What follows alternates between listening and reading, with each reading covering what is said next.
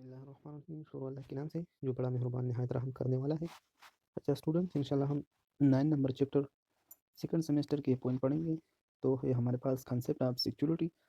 तो concept of security की introduction यही है कि security has been a consistent focus of curiosity, interest and analysis to humankind. ठीक है, तो हमारे पास सिक्योरिटी हमारे पास एक फोकस होती है कंसिस्टेंटली एक जगह पे, मतलब एक तजस्सुस के साथ।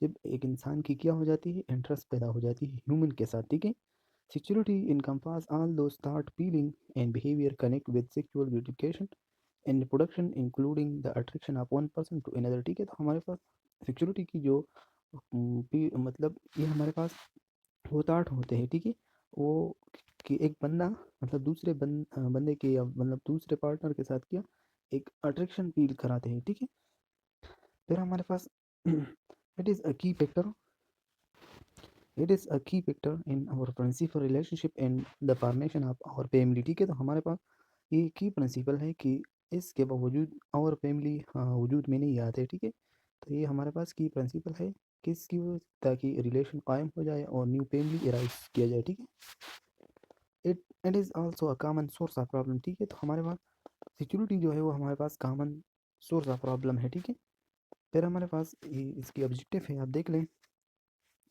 फिर हमारे पास मेल रिप्रोडक्टिव सिस्टम की जनरल एनाटॉमी है। Male reproductive system consist of external organ and internal organ. ठीक है, तो हमारे पास मेल जो रिप्रोडक्टिव सिस्टम है उनकी एक्सटर्नल ऑर्गन भी है और इंटरनल ऑर्गन भी है। ठीक है, तो मेल रिप्रोडक्टिव सिस्टम हमारी के nursing lecture Ahmed YouTube channel पे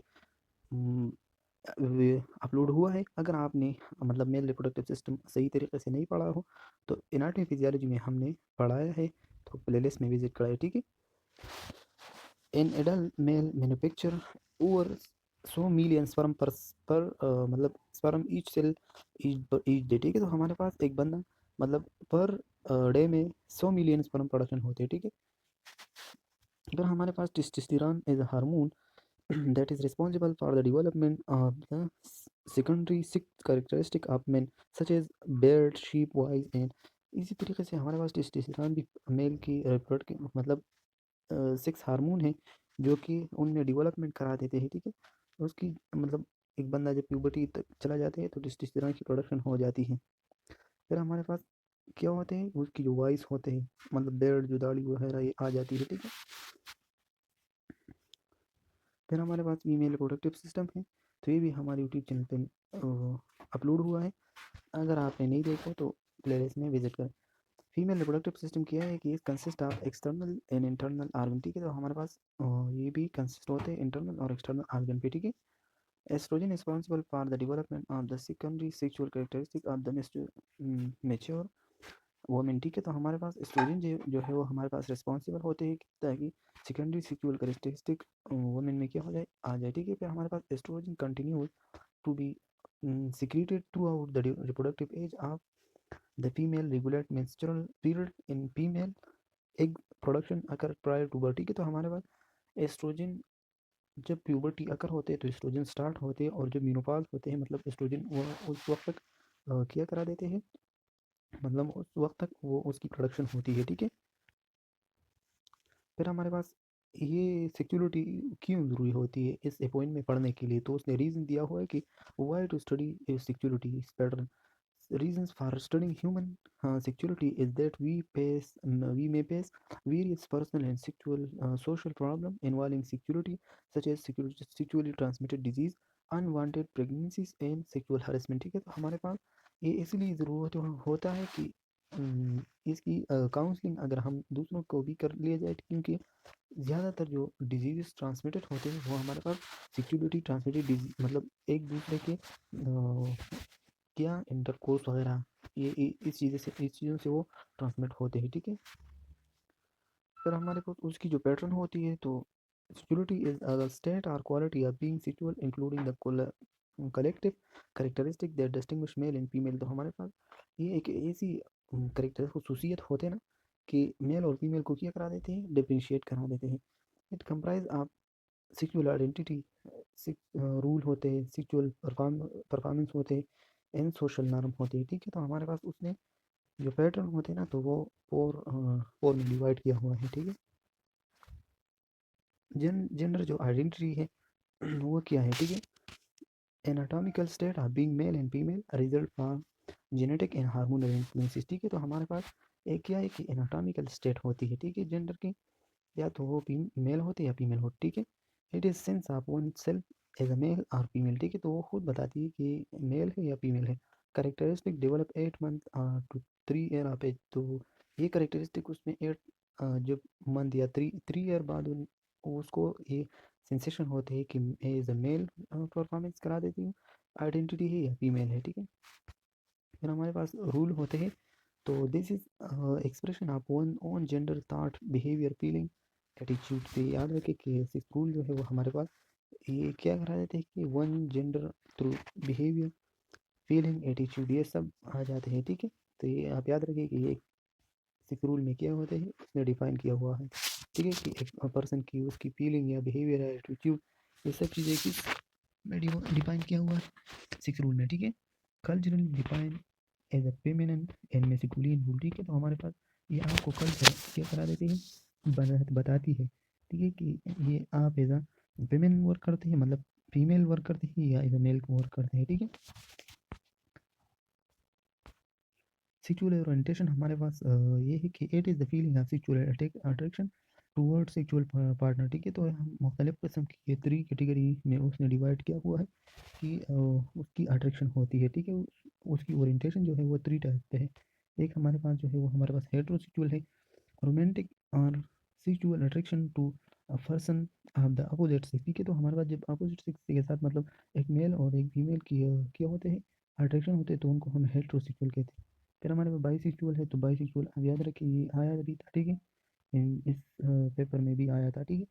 कि बाईसेक्सुअल क्या है कि it is the sexual orientation involving physical और romantic attraction to both male and female, ठीक है।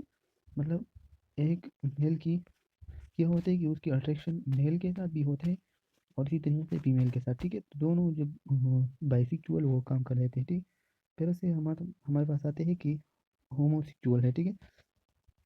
तो होमोसेक्सुअल क्या है कि is in an enduring pattern to experience sexual or romantic attraction to opposite to people of the same sex, ठीक है। तो हमारे ये होम से पता चलता है कि सेम, ठीक है, या मेल मेल या फीमेल फीमेल, ठीक है। तो हमारे पास जब ऐसा होता है तो उनको हम होमोसेक्सुअल कहते हैं। फिर उसके बाद जो फोर्थ नंबर करेक्टरिस्टिक है वो हमारे पास सेक्सुअल नॉर्म है, मतलब आप पे जो सोसाइटी का और इसी तरीके से जो अरे मतलब नॉर्म का होता है ना, तो जब सोसाइटी पे आपसे क्या हो जाते हैं रिवाज आप पे इन्फ्लुएंस होते हैं, ठीक है। तो each society has their own in different norm, ठीक है। तो हर सोशल के क्या होते हैं अपनी अपनी मतलब डिफरेंट नॉर्म होते हैं, ठीक है, कल्चर होते हैं, मतलब regarding pre marital sex sexual concern and many other sexual behaviour, ठीक है। तो ये क्या करा देते हैं कि मुख्तलिफ किस्म के मतलब वो सेक्सुअल कंसेंट पे काम कर देते हैं या सेक्सुअल बिहेवियर वो मतलब आप अप्लाई करा देते हैं, ठीक है। तेरा हमारे पास mostly influence by religions and culture, जब आप पे कल्चर और रिलीजन एक चीज़ किया करें इन्फ्लुएंस किया जाए तो उनको हम सोशल नॉर्म कहते हैं, ठीक है। फिर हमारे पास आते हैं कि सेक्सुअल रिप्रोडक्टिव पैटर्न क्या है, तो sexual reproduction is the union that result in increasing genetic diversity of offspring, ठीक है। तो हमारे पास सेक्सुअल रिप्रोडक्टिव पैटर्न जो है वो हमारे पास उसका मेन मकसद क्या हो जाता है कि न्यू ऑफस्प्रिंग प्रोड्यूस किया जाए, ठीक है, और जेनेटिक जो डाइवर्सिटी होती है ना तो उनमें इंक्रीजिंग आ जाए, मतलब जो मखलूक़ात है वो ज़्यादा किया जाए, ठीक है। फिर हमारे पास reproduction is only one component of sexuality, ठीक है। तो रिप्रोडक्शन भी एक हमारे पास सेक्सुअलिटी की एक कंपोनेंट है, ठीक है। फिर हमारे पास नॉर्मल सेक्सुअल जो पैटर्न होते हैं उसमें हमारे पास 4 stages of sexual responsiveness involve होते हैं, ठीक है। उसमें सबसे पहले आ जाते हैं एक्साइटमेंट, तो ये हम एमसीक्यूज के लिए याद रखें कि कितने स्टेजेस होते हैं, 4 स्टेजेस होते हैं, ठीक है। फिर उसमें से हमारे पास सबसे पहला जो है वो हमारे पास एक्साइटेड फेज होती है, ठीक है। दूसरा जो है वो प्लेटुलस है, तीसरा आर्गिज्म है और चौथा जो है वो हमारे पास रिजोल्यूशन है, ठीक है। फिर हमारे पास उसकी नॉर्मल जो सिक्योरिटी पैटर्न होते हैं। तो एक्साइटमेंट फेज क्या है कि it is the first stage of the human secure response cycle, ठीक है। तो ये सबसे पहला स्टेज होते हैं जो रिस्पॉन्स साइकिल के हैं, ठीक है। It occur is the result of any physical और mental stimulation that lead to sexual arousal, ठीक है। तो हमारे पास पहले क्या हो जाता है कि एक्साइटमेंट फेज अकर होते हैं, और उसमें क्या हो जाता है कि एक पर्सन को मेंटल और फिजिकल स्टिमुलेशन होती है, ठीक है। तो ये आप याद रखिए, मेंटल और फिजिकल स्टिमुलेशन किस फेज में होते हैं, एक्साइटमेंट फेज में होते हैं, ठीक है। फिर हमारे पास जो दूसरा है वो हमारे पास प्लेटुला फेज है। तो it is the prior of sexual excitement, sexual excitement prior to orgasm, ठीक है। तो हमारे पास जो जो सेक्सुअल एक्साइटमेंट होते हैं ना, तो ये प्रायर प्रायर किस पे होते हैं, ऑर्गेनिज्म पे होते हैं। मतलब जो प्लेटुला फेज है ना, तो ये पीरियड किसके ऊपर होते हैं, मतलब उसका यही है कि प्लेटुलस फेज इज द पीरियड, ये हमारे पास एक पीरियड होते हैं ऑफ द सेक्सुअल एक्साइटमेंट, ठीक है। एक्साइटमेंट का एक फेज होते हैं, मतलब जब पहले एक्साइटमेंट होते हैं बाद में प्लेटुलस होते हैं। फिर उसकी जो एक्साइटमेंट है वो किसके ऊपर है, तो हमारे पास आर्गिज्म के ऊपर है, ठीक है। अगर आपको आ जाए कि प्लेटुलस फेज प्रायर टू विच, तो हमारे पास किस पे है, हमारे पास एक्साइटमेंट पे है। लेकिन उसने बताया हुआ है कि सेक्सुअल एक्साइटमेंट प्रायर टू आर्गिज्म, ठीक है। तो आर्गिज्म पे वो क्या है, वो ऊपर होती है। आर्गिज्म phase is the conclusion of the Platypus phase of the sexual response cycle. It is accompanied by quick cycle of muscle contraction in the lower pelvic muscle which surround both the anus and primary sexual organ, ठीक है। तो हमारे पास जो orgasm phase होते हैं तो conclusion phase होते हैं, और वो प्लेटुलस फेज पे क्या हो जाते हैं, ये प्लेटुलस फेज की क्या हो जाती है उसकी मतलब कंक्लूजन होती है, ठीक है। प्लेटुलस फेज के बाद ऑर्गेज्म फेज आते हैं, तो ऑर्गेज्म फेज किसकी कंक्लूजन है, प्लेटुलस फेज की। और इसी तरीके से प्लेटुलस फेज जो कंक्लूजन है या उम, मतलब प्रायर है वो किस पे है, वो एक्साइटमेंट पे है। फिर हमारे पास रिजोल्यूशन पेज होते हैं। तो रिजोल्यूशन पेज अगर after orgasm and allow the muscle to relax, blood pressure to drop and body to slow down from it is excited state, ठीक है। तो हमारे पास रिजोल्यूशन में उनकी जो ब्लड प्रेशर वगैरह ये और मसल्स है जो उसकी रिलैक्सेशन हो जाती है, ठीक है। फिर तो रिजोल्यूशन होते हैं ना, ठीक है। फिर हमारे पास नॉर्मल सिक्योरिटी क्या है, sexual behaviour that is destructive to one self और other and self-awareness that is markedly constructed that it cannot be directed toward a partner, that excludes stimulation of the primary sex organ, and that is inappropriately associated with guilt and anxiety, ठीक है। तो हमारे पास abnormal sexuality वही है कि एक partner है, वो मतलब क्या करा देते हैं, वो उनका मतलब इंटरेस्ट होते हैं, ठीक है। लेकिन जो दूसरा होते हैं उनकी इंटरेस्ट नहीं होता, ठीक है। तो फिर उसके दरमियान एक प्रोसेस होते हैं, डिस्ट्रक्टिव प्रोसेस होते हैं, ठीक है। इसीलिए उसकी जो वन पार्टनर है वो डायरेक्टेड होते हैं और टूवर्ड द अदर, मतलब to a partner, but the other partner can not be toward the other, ठीक है। तो इसी तरीके से उसकी एक प्रोसेस हो जाती है, डिस्ट्रक्टिव पासिव होते हैं, तो ये एबनॉर्मल सिक्योरिटी होते हैं, ठीक है।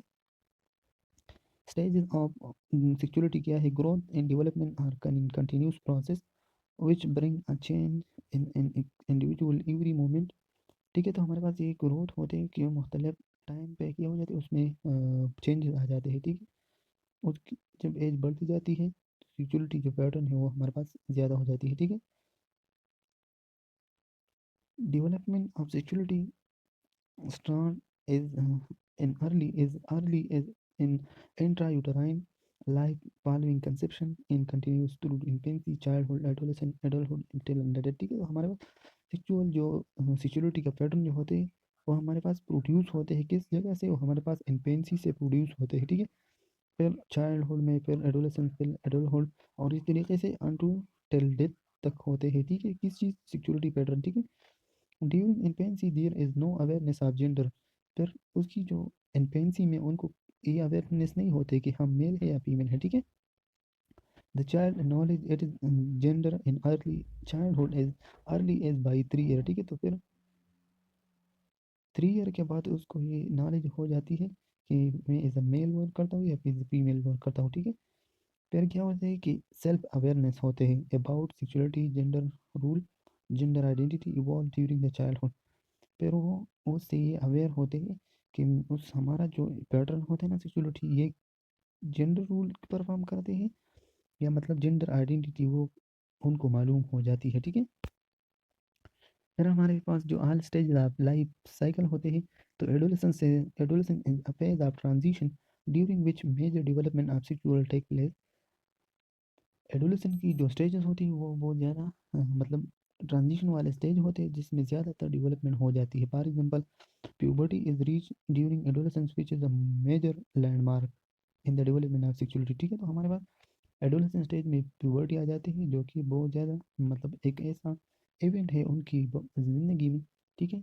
उसके बाद उसकी जो पैटर्न होते हैं ना तो वो प्रोड्यूस होते हैं, ठीक है। Adolescence sexuality develop can be better explain with the bio psychosexual model, ठीक है। तो हमारे पास ये प्रोड्यूस ने बताया हुआ है, ये मॉडल है, मैं आपको बताती हूँ। तो एडोलेसेंस एडोलेसेंट स्टेज में जब एक पर्सन की सेक्सुअलिटी होती ना तो ये बायो साइकोसेक्सुअल मॉडल में डिफाइन हुआ है। Biological factor, psychological factor, as well as social factor have equal importance in determining the development of sexuality in adolescent, ठीक है। तो हमारे पास मुख्तलिफ किस्म के फैक्टर उस पर इन्वॉल्व होते हैं ताकि मतलब एक पर्सन की साइकोलॉजिकल फैक्टर, बायोलॉजिकल फैक्टर भी हो जाती है मतलब अंदर बॉडी के, और जो साइकाट्रिक्स की होती है, ये सब चीज़ें किस के लिए इम्पोर्टेंट होती है, सिक्योरिटी पैटर्न के लिए इम्पोर्टेंट होती है, ठीक है। और वो अगर होते हैं एडोलेसेंट स्टेज में, ठीक है। Other than the biological, psychological, and social factor, may more factors such as political, legal, spiritual, uh, philosophical, ethical, moral value, significant influence in security development, ठीक है। तो हमारे पास अदर जो फैक्टर होते हैं उसमें हमारे पास मुख्तलिफ किस्म के साइकोलॉजिकली फैक्टर, सोशली फैक्टर और पॉलिटिकली, इसी तरीके से फिलोसफिकल, स्पिरिचुअल, ये सब जो अदर फैक्टर होते हैं ना तो ये भी हमारे पास सेक्सुअल पैटर्न पे असरदार होते हैं, ठीक है। फिर हमारे पास Sigmund फ्रूड्स had proposed his theory of sexual psychosexual development where he described about oral मतलब oral phase, anal phase, phallic phase, latency phase, एक genital phase, ठीक है। As landmark step of psychosexual development. तो फिर सिगमंड फ्रूड जो है उसने एक थ्योरी साइकोसेक्सुअल थ्योरी डिफाइन किया हुआ है और प्रपोज किया हुआ है कि इसमें मतलब 4 स्टेजेस होते हैं, ठीक है। मतलब 5 स्टेजेस होते हैं। एक ओरल स्टेज होते हैं, इनल स्टेज होते हैं, फेलिक फेज होते हैं, लेटेंसी फेज और जेनिटल फेज, इस तरीके से हो जाती है, ठीक है। During this phase difference body parts behaviour is the most erotogenic and the individual attempt to explore and stimulate these erotogenic zone in order to get gratification, ठीक है। तो हम उसने किया हुआ है कि ये 5 स्टेज जो है उनकी एनाटॉमी फिजियोलॉजी की बेस पे उसने डिवाइड किया हुआ है कि मतलब ओरल फेज में कौन सा आर्गन ज़्यादा यूज होते हैं, एनल में, पेलेक में, लेटेंसी और इस तरह जेनिटल में, ठीक है। तो ये सब आ जाती है एमसीक्यूज में, ठीक है। He emphasized that a child's personality is formed by the ways which his parent manage his sexual and aggressive drive, ठीक है। तो हमारे पास क्या है कि बचपन में क्या करना है कि अब जो वालिदैन होते हैं ना तो ये चीज़ उस पर ज़्यादा जोर देना है, ठीक है, ताकि उसकी जो सेक्सुअल मैनेजमेंट होते तो वो सही हो जाए, ठीक है, बच्चों के। तो ये स्टेजेस होते हैं प्रूडल साइकोसेक्सुअल स्टेजेस है। सबसे पहले जो स्टेज है वो हमारे पास ओरल फेज है। तो ओरल फेज में क्या हो जाते हैं कि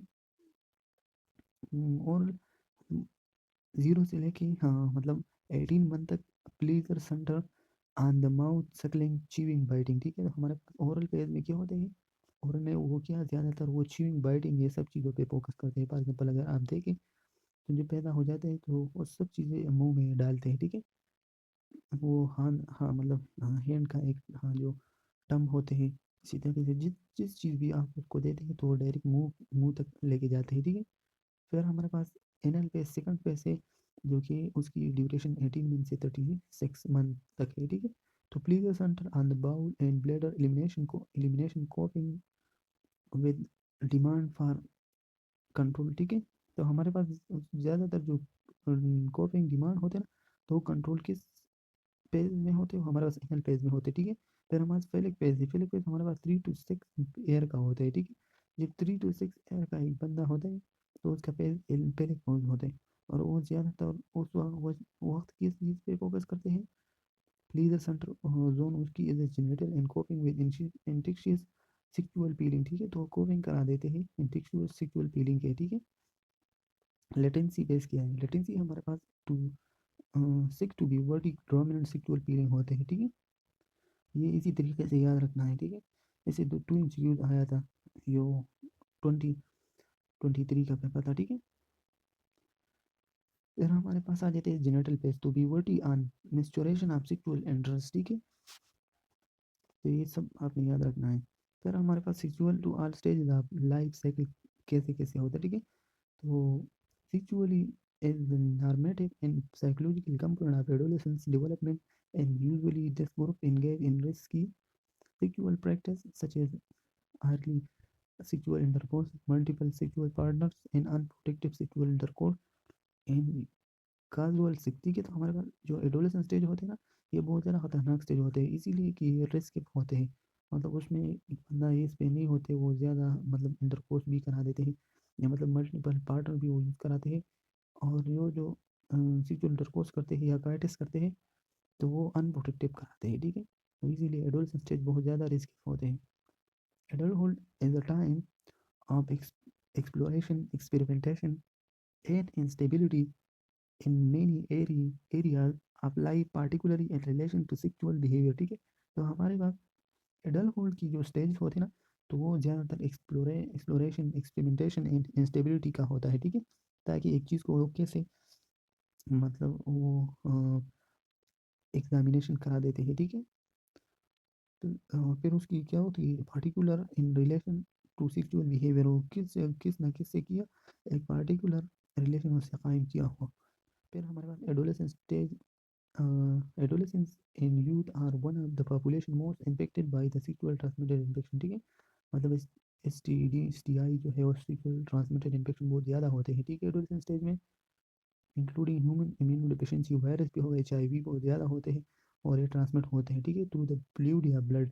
तो यानी transmission to the sexual intercourse. फिर हमारे पास पेलो मेवर्स होते हैं, ठीक है। तो ये भी हमारे पास पोलियो वायरस जो है वो हमारे पास ट्रांसमिटेड होते हैं, ठीक है।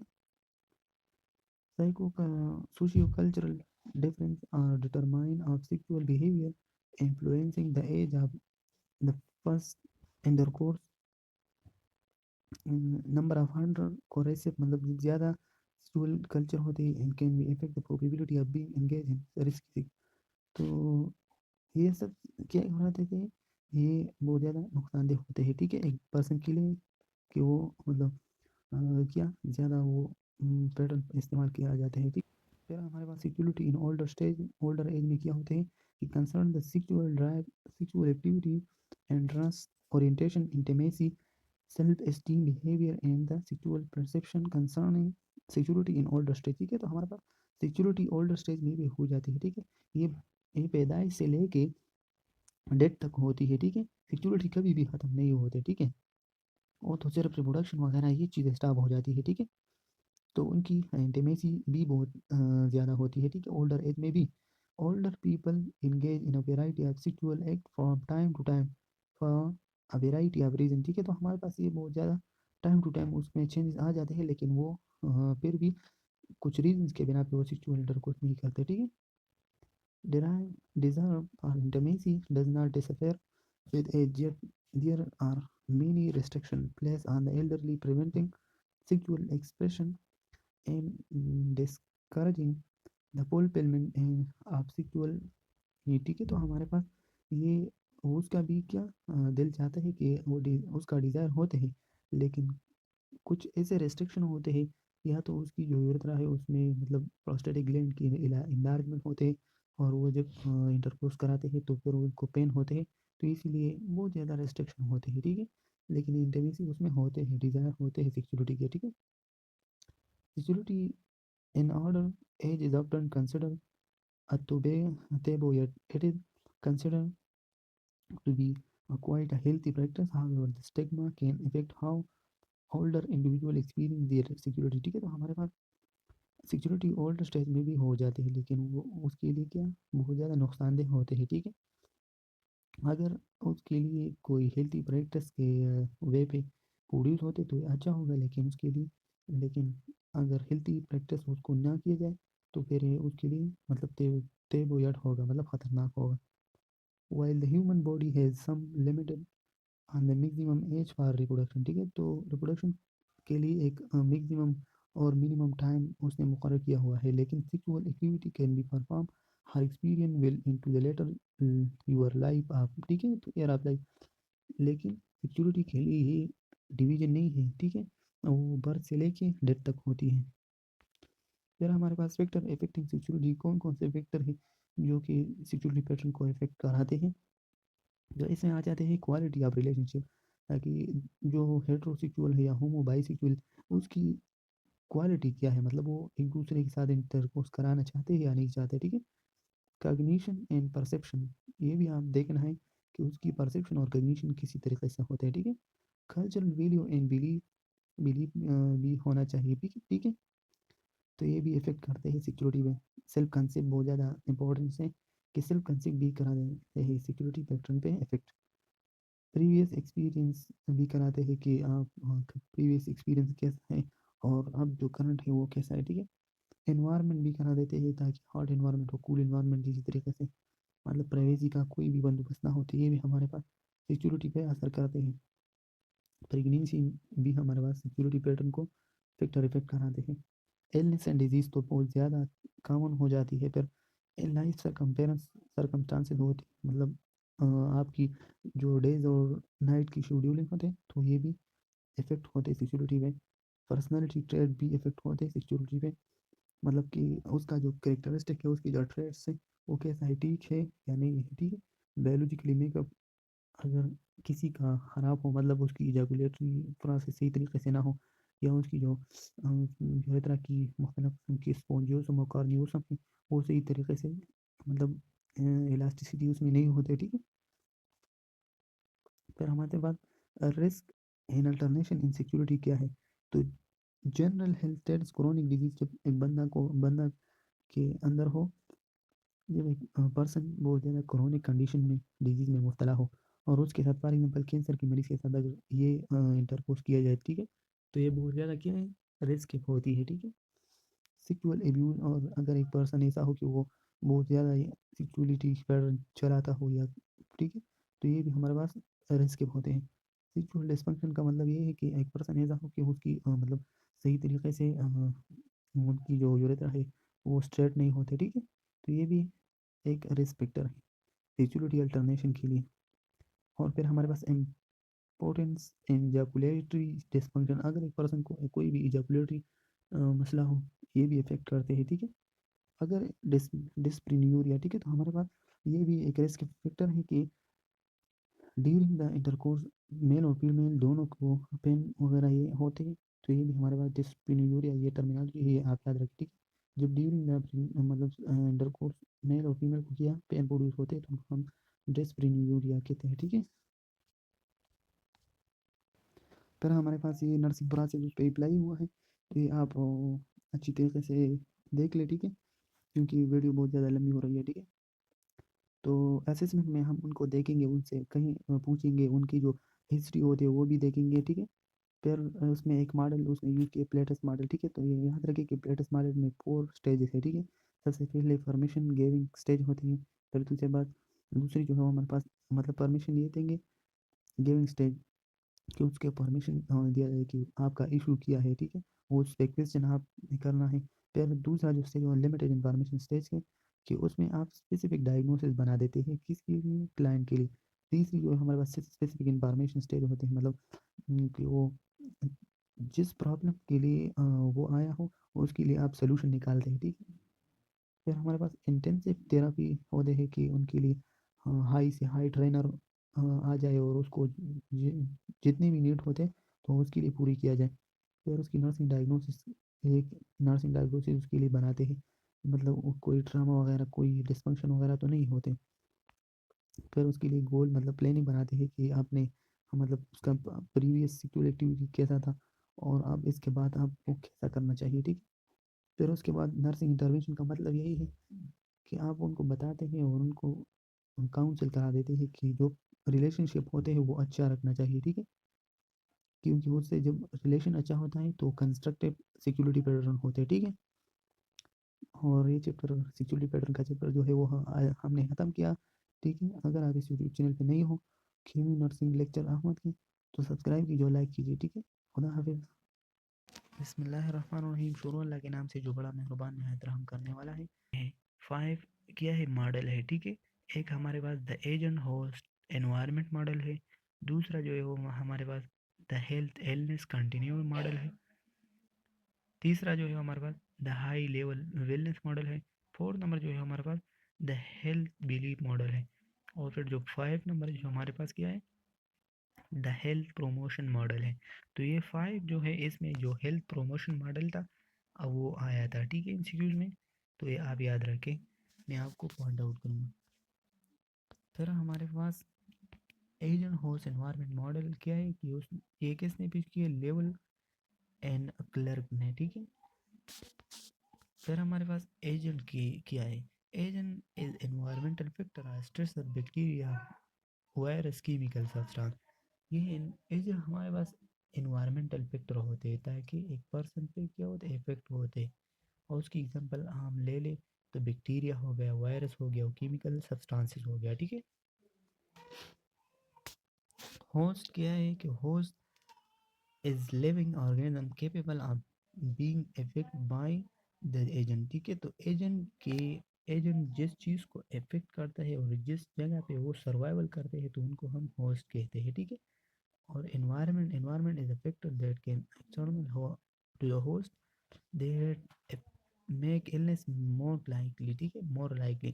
lack of sleep environment है, टेम्परेचर आप कूल टेम्परेचर है। तो ये environment जब हम एक चीज़ को प्रोड्यूस कर लेते हैं, फॉर एग्जांपल हम एक एग्जांपल ले लें नर्सिंग पे कि एजेंट क्या है, एजेंट हमारे पास जो ज़्यादा मतलब अस्पताल में उसकी जो एनवायरनमेंट होती है अस्पताल की वो क्या, वो ज़्यादा नाइस ही होते हैं। तो क्लाइंट उसकी होस्ट है, ठीक है। और एजेंट उसकी जो नाइस है, तो वो जब एजेंट क्या करेगा, जब ज़्यादा नाइस होगा और एनवायरनमेंट नाइस ही होगा तो होस्ट को ज़्यादा इफेक्ट करेगा और वो स्लीप और इसी तरीके से उसी जो लैक ऑफ स्लीप में वो मुब्तला करेगा। तो वो उनके जो लैक ऑफ स्लीप आ जाए तो फिर उसको कन्फ्यूजन का होगा। सेकंड नंबर जो हमारे पास पार्ट मतलब उसकी मॉडल है, तो the health illness continuum the measure a person level of health view health is a constantly changing state with high level wellness and that is opposite side of the continuum illustration the dynamic every change state of the health, ठीक है। तो हमारे पास health illness model continuum वो model है जिसमें एक person मतलब ऐसा करते हैं कि एक साइड पे वेलनेस हो दूसरे साइड पे इलनेस हो। उसकी एग्जांपल यही है, ये हमारे पास नॉर्मल है, ठीक है। जब नॉर्मल से हम माइल्ड इलनेस में चल जाए, फिर पुअर इलनेस में, फिर क्रिटिकल और फिर डेथ में चला जाएगा, ठीक है। और दूसरी साइड पे क्या कि गुड हेल्थ में और फिर हाईएस्ट वेलनेस मतलब हाईएस्ट हेल्थ पोटेंशियल वेलनेस में चला जाएगा। तो ये एक कंटिन्यूम है, ठीक है। कंटिन्यूम का मतलब ये है कि एक साइड पे डेथ है, दूसरी साइड पे वेलनेस है, ठीक है। फिर हमारे पास द हाई लेवल जो 3rd नंबर मॉडल है, the high level wellness model किसने पेश की, डोनी ने पेश की। किसने, डोनी ने पेश की, ठीक है। Encourage the nurse to care for the total person, ठीक है। तो ये जब आप इनकरेज करेगा नर्स मतलब हेल्थ इलनेस का, मैं आपको एक खुलासा ऐसा बताता हूँ कि एक पर्सन क्या हो कि उसकी मतलब एक नर्स क्या करेगा, दूसरे पर्सन को इनकरेज करेगा क्योंकि आप मैक्सिमम क्या involve functioning to one maximum potential while maintaining balance and purposeful direction, ठीक है। तो आपको नर्स एक वे प्रोड्यूस करेगा कि ऐसा करे ऐसा ना करे, ठीक है। तो इसी वजह से आपकी हेल्थ की जो मैक्सिमम पोटेंशियल गेन होगा, ठीक है। Regard wellness as an active state, हमारे पास विलनेस जो है वो हमारा एक्टिव स्टेट है, oriented toward maximizing the potential of the individual regardless of his और हर स्टेट ऑफ हेल्थ, ठीक है। तो ये मैक्सिमाइजिंग करेगा आपकी पोटेंशियल, ठीक है। Incorporate the process of being, belonging, becoming and begetting. तो इसका मकसद ये है कि बिलोंग मतलब बी प्रोसेस किस जगह से बिलोंग कर लेते हैं, या बिकमिंग या बिगेटिंग, ये आपने नीचे डिस्कस हुआ है। Active state more than good health passive maximizing the personal potential, मतलब वेलनेस वो कंडीशन है, ठीक है, कि एक्टिव कंडीशन है, एक्टिव स्टेट है। फिर इसकी most total person focus encompass all of the dimension, ठीक है, कि वेलनेस तमाम के तमाम डायमेंशन पे नज़र रखते हैं, ठीक है। बीइंग का मतलब क्या है, recognising health is separated of individual, ठीक है। तो आपको अगर दूसरे बंदों से अपने आप को अलग फील करते हैं तो उनको एक आपका वेलनेस बीइंग कंडीशन है, ठीक है। फिर belonging being part of whole becoming, अगर मतलब आप एक कम्युनिटी के अपना इस हिस्सा क्या कर लेते हैं, मतलब कंसिडर कर लेते हैं, तो ये आपका क्या है, आपका बिलोंगिंग है कम्युनिटी से, ठीक है। मतलब एक कम्युनिटी अच्छी हो, वेलनेस कंडीशन में हो, तो आप भी वेलनेस कंडीशन में होंगे, ठीक है।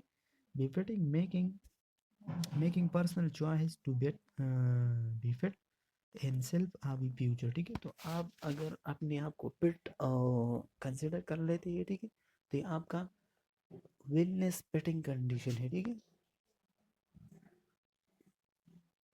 फिर डोनी ने एक एग्जांपल की वजह से एक दिया हुआ है, तो यह आप इंस्टीट्यूट के लिए लाजिम याद रखें कि डीनी ने या किया बताया कि describe a health grade in which first and health axis and N environmental axis intersect, ठीक है। तो इसी तरीके से ये इंटरसेक्शन बना हुआ है, ठीक है, मैं आपको बताता हूँ। एक्सटेंड द हेल्थ एक्सिस मतलब एक एनवायरनमेंट और जो हेल्थ है ये दोनों इंटरसेक्ट हुआ है, ठीक है। The health axis extend from peak wellness to death, ठीक है। तो पीक ये हमारे पास वेलनेस कंडीशन होगा, ये हमारे पास डेथ है, तो पीक वेलनेस से ये डेथ की तरफ, ठीक है। और फिर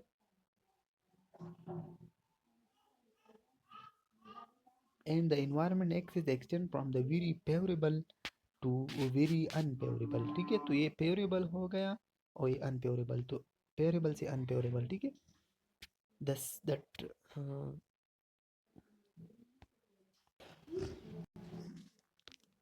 फिर हमारे पास क्या है कि the intersection of two axis form four quadrant, ठीक है।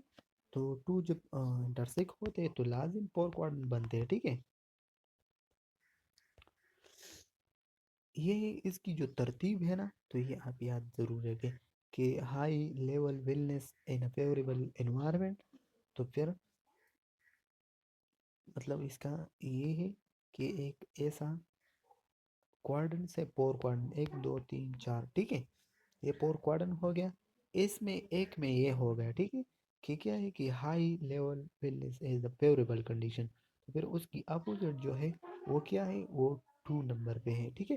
क्या है 2 नंबर पे, emergent high level wellness in an unfavourable condition, ठीक है, एनवायरमेंट, ठीक है। फिर हमारे पास प्रोटेक्ट पुअर जो 3 नंबर पे है वो हमारे पास क्या है, मतलब ये 2 नंबर पे है। 3 नंबर पे जो है वो हमारे पास क्या है, वो हमारे पास मतलब प्रोटेक्ट पुअर हेल्थ इन अ फेवरेबल एनवायरनमेंट, तो ये होगा, ये इस जगह पे होगा, तो ये हमारे पास ये 3 है, ठीक है। इसकी अपोजिट क्या है कि poor health in an unfavourable environment, तो ये पोर है, वो हो गया। तो ये इसी तरीके से हमने जो बताया ये नंबर वाइज आपने याद रखना है, ठीक है। तो ये जो नंबर उसने दिया हुआ है ना, 1 1 2 3 4, ये आप याद रखिए कि कौन सा वाला, मतलब जो 3 वाला उसने बात की, वो कौन सा वाला बात है। तो ये हमारे पास वो वर्डिंग उसने यूज़ की कि प्रोटेक्ट पुअर हेल्थ इन अ फेवरेबल एनवायरनमेंट। फिर हमारे पास हेल्थ बिलीफ मॉडल। तो हेल्थ बिलीफ मॉडल हमारे पास किया है, ये किसने किया है, ये रोशन स्ट्रोक ने किया है। ये एक एमसीक्यू ये याद रखें, concern with what people perceive to be true about themselves in relation to their health. ठीक है, तो ये हमारे पास रिलेशन बताते हैं। ठीक है, अब पीपल के दरमियान कि वो कैसा परसीव कराते हैं। मॉडिफाई फैक्टर पर health include demographic, socio psychological and structural variable. ठीक है, तो ये मतलब ये आप याद रखिए कि मुख्तलिफ किस्म के फैक्टर है जो कि आप पे क्या हो जाते हैं, आपकी हेल्थ की जो बिलीफ है वो आपकी साइकोसोशियल से आप अपने आप मतलब खुद पे अप्लाई कर देते हैं कि हमारा बिलीफ है कि हमारा हेल्थ वेलनेस है या इलनेस है। Base on 3 component of individual perception of 3 disease. ठीक है, तो याद रखें, मुकम्मल तरीके से याद रखें कि 3 कंपोनेंट है किस चीज़ के, हेल्थ बिलीफ मॉडल की, जो कि रोशन स्ट्रोक ने बनाया। उसने बताया कि 3 कंपोनेंट ऑफ परसेप्शन हम करेंगे base on the individual 3 type the disease. एक तो ये है कि perceive susceptibility to a disease, तो डिजीज की परसेप्शन हम करेंगे कि किसी तरीके से ससेप्टेबल है। ठीक है, तो सक्सेसिबिलिटी ऑफ द डिजीज हम करेंगे। फिर perceive seriousness of the disease, अगर आपने सीरियस डिजीज ना लिया तो ये बहुत ज़्यादा कॉम्प्लिकेशन की तरफ चला जाएगा। ठीक है, तो हर डिजीज आपने सीरियस लेना है कि ये बहुत ज़्यादा उसको अर्लियर ट्रीटमेंट किया हो जाए तो अच्छा होगा। फिर हमारे पास थर्ड जो है परसीव बेनिफिट्स ऑफ एक्शन, अगर आपने अच्छा एक्शन लिया तो आपको क्या बेनिफिट मिलेगा। ठीक है, तो ये आप याद रखिए, हमने एक एक पॉइंट को आपको पॉइंट आउट किया। फिर हमारे पास ये एमसीक्यूज इसी तरीके से पेपर में आया था। ठीक है, हेल्थ प्रमोशन मॉडल किसने किया है, पेंडर ने किया। ठीक है, illness the illustrate the multi-dimensional nature of person interacting with their environment as they pursue health, incorporate individual characteristics of experience and behavior, specific knowledge and beliefs to motivate health promoting behavior। ठीक है, तो हमारे पास जब आपके health पे मुख्तलिफ किस्म के फैक्टर इन्वॉल्व होंगे एक टाइम पे इन्वायरमेंट से। ठीक है, और उसमें आप अपने हेल्थ की प्रमोशन करते हैं, तो वो क्या है, वो आपके लिए हेल्थ प्रमोशन मॉडल पेंडर ने बयान की है। ठीक है, कि personal biological psychological and spiritual factor आप पे इन्वॉल्व होंगे, लेकिन आपने क्या करना है, predicative of the health related habit. ठीक है, तो आपने अच्छा हैबिट मतलब एडाप्ट करना होगा। ठीक है, health related behavior is the outcome of the model and it is directed toward attaining positive health outcome and experience throughout the lifespan। तो ये इसी तरीके से उसने ये तमाम के तमाम स्टेटमेंट दिया था, और ये वो बता रही थी ये किसकी स्टेटमेंट है, तो ये डायरेक्ट ये इसकी स्टेट है। ठीक, तो ये एमसीक्यूज में लाया था।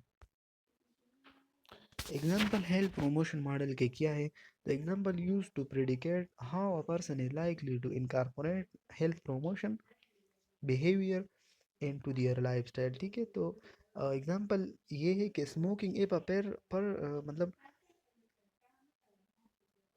मुख्तलिफ किस्म की फैक्टर है वो आपकी हेल्थ के साथ इनकॉर्पोरेट करा रहे हैं, लेकिन आपने एडाप्ट कैसा है। ठीक है, किस की तरह का होना चाहिए। ठीक है, तो स्मोकिंग, अगर एक पर्सन स्मोकिंग कंडीशन में रहता हो, for example if a parent smoke children more likely to smoke, अगर एक पर्सन ऐसा हो कि वो मतलब स्मोकिंग करा तो उसकी पेरेंट्स तो बच्चे तो लाजिम करेगा। ठीक है, क्योंकि एडाप्टेशन हो इसी तरीके से होगा। फिर हमारे पास ये जो पॉइंट आ गया प्राइमरी प्रिवेंशन, तो ये इस पार्ट में है। तो लेवल ऑफ प्रिवेंशन कितने हैं, तो ये याद रखें कि लेवल ऑफ प्रिवेंशन हमारे पास 3 है, ठीक है। एक प्राइमरी है, सेकेंडरी और टर्शियरी है, सॉरी टर्शियरी। तो प्राइमरी हमारे पास डाइट एक्सरसाइज इम्यूनाइजेशन का हो गया। अगर एक पर्सन की डाइट और एक्सरसाइज इम्यूनाइजेशन वो लेगा तो उनकी मतलब प्राइमरी प्रिवेंशन होगा। प्राइमरी प्रिवेंशन का मतलब ये है कि इस टाइम इसको सिर्फ पीलिंग होगा, इलनेस होगा, ठीक है, कोई भी डिजीज काज नहीं होगा, ठीक है। फिर सेकेंडरी प्रिवेंशन क्या है कि वो रिस्क ऑफ डिजीज, मतलब उसको रिस्क मालूम होगा, ठीक है। जब उनको ये साइन और सिम्टम और रिस्क मालूम होगा तो उसके लिए वो स्क्रीनिंग करेगा, मतलब डायग्नोसिस करेगा। ये लैब के टेस्टिंग है। फिर इसके मेमोग्राम, मतलब जो कैंसर के लिए कोई भी किसी तरह का भी लैब लैब की टेस्टिंग करेगा, ठीक है। मतलब जो ब्रेस्ट की जो कैंसर होते हैं ना, तो उनके लिए हम मेमोग्राम करते हैं। तो ये हम अर्लियर सेकेंडरी प्रिवेंशन के लिए स्टे लेवल में आते हैं। फैमिली काउंसलिंग ये भी हमारे पास सेकेंडरी। तो इसकी जो एग्जांपल है ये आपने याद रखना है, ठीक है, ये याद रखें। यहाँ हमारे पास क्या है कि टर्शरी प्रिवेंशन है। टर्शरी प्रिवेंशन वो प्रिवेंशन जब वो एक कम्प्लिकेशन तक कम्प्लिकेशन के लिए जाते हैं, मतलब एक पर्सन कम्प्लिकेशन में चले जाते हैं, तो उनके लिए हम टर्शरी प्रिवेंशन करते हैं। फॉर एग्जाम्पल उसके लिए मेडिकेशन देते हैं, सर्जिकल ट्रीटमेंट करेंगे या उनकी रिहेबिलिटेशन करेंगे, ठीक है।